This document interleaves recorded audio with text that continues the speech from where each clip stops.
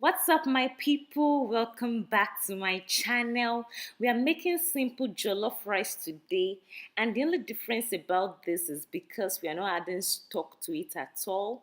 For stock, I mean like chicken water or our protein water that we usually add when we are making jollof rice. And many of us believe that if we don't add it to our jollof rice, it won't come out nice. But guys, I wish you could taste this jollof rice. It came out even better than I expected. So if you don't have stock, no problem.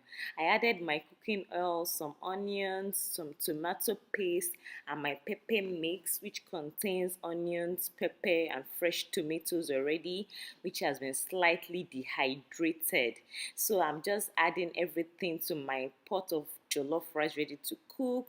I'm waiting for it to dehydrate a bit before I go on to add my other ingredients and my other condiments. And by the time you have the right set of ingredients, trust me, your jollof rice would even come out very nice, at least tasty. So I have all the ingredients listed there, just like mix it with the ones you prefer. If you're free to change it up, you're free to use the ones you like. But I think the secret to adding or making it that jollof rice taste without the stock is the bay leaves. I love using bay leaves so much in jollof rice, and for me, if you don't have stock and use bay leaves, it taste really comes out very nice. So I've added my washed rice. I did not parboil the rice, I just washed it very well and I left it to drain well.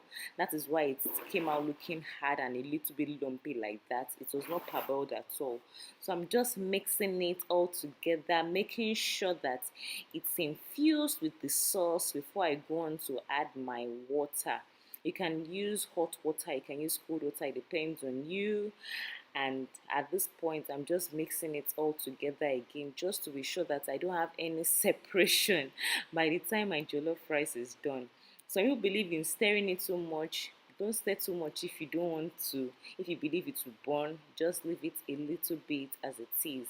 I'm adding some onion flakes. You can add fresh onions as well at this point.